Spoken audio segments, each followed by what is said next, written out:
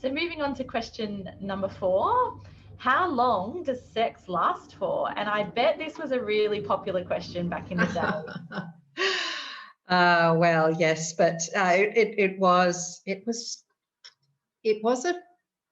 a question. There were a lot of questions. The questions about sex were often about these different, not about STIs so much, to be honest, or even pregnancy, but about like, how do you do it? How long does it last? How long should it last? What are the techniques?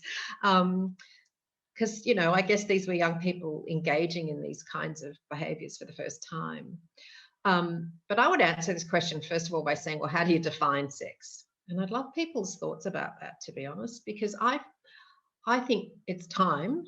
It's time to say to young people that, sex is not just penis in vagina sex. That's just been an assumption forever. And it's time to turn that around a little bit. However, we've got to answer this question. So I would say the starting point, let's say the starting point is when a person first notices and experiences sexual arousal. If that's how sex begins, are we talking about one person, or are we talking about two, or however many people are involved in the activity or the encounter?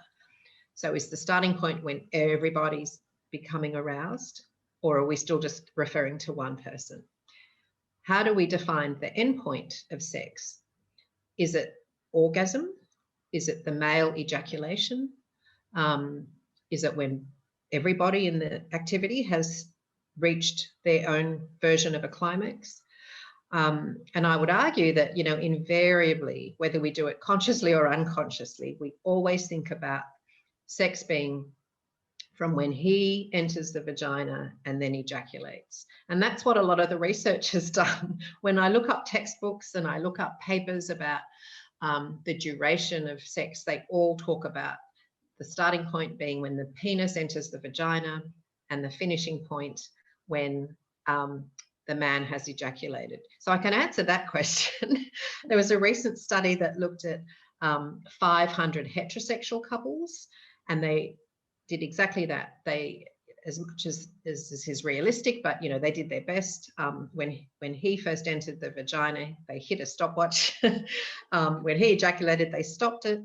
And guess what the variation was? 80-fold variation. So some said 33 seconds, and the longest was 44 minutes. These are 18 years and older, so including up to middle-aged men. But the kind of average or median time was 5 and a bit minutes. Okay, so that's a kind of one answer based on quite a large study, 500 couples, heterosexual couples in various countries around the world. Then a similar study of women. This was over 600 women, also from various countries, timed penis into vagina and her orgasm, and that duration was anywhere between 6 and 20 minutes. But guess what? 2/3 of those women didn't have an orgasm, and the reason being that they were only allowed to achieve their orgasm through penis in vagina sex, no other stimulation. So it's not a very reliable study. However, we do know from, I guess, more like laboratory kinds of studies where volunteers have gone in and agreed to be either filmed or observed when they reach orgasm.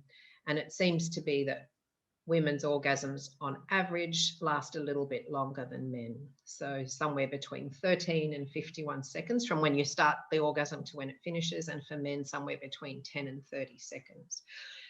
So look, I think that that's a really interesting question to me, because I think that there's so much we need to do to help young people think about sex as something much, much broader, because we exclude anybody there who's not engaged in heterosexual sex. We exclude people with diverse bodies, and we shouldn't, we shouldn't be focusing on how long it takes or how short it is, or think that somehow if you're a guy, the longer you can last makes you a better man. These are the kinds of myths I think that young people are being sold. I think it's more important to talk about consent and pleasure and mutual pleasure, and particularly for young women to so that they know that they have the right to sort of mutual pleasure, and that penis in vagina sex is not necessarily the way it's going to be achieved. Yeah, really great points. And I think that was one of the things that really stood out for me when a parent once said that she had a daughter come to her and sort of say, when's the right time to have sex? And she goes, when you're going to get pleasure out of it. And I thought that was a really good response, because I think that society has tended to that, potentially sex is really for the pleasuring of the man, and that the woman has often been overlooked in that. And I also think that because of the nature of porn or pornographic materials these days, there's this unrealistic expectation of people about how long sex actually lasts for, which isn't represented in a realistic way when they're being, I suppose, exposed or educated by those sorts of resources as well. So also something to take into consideration and think of when educating young people around that too. No, that's great.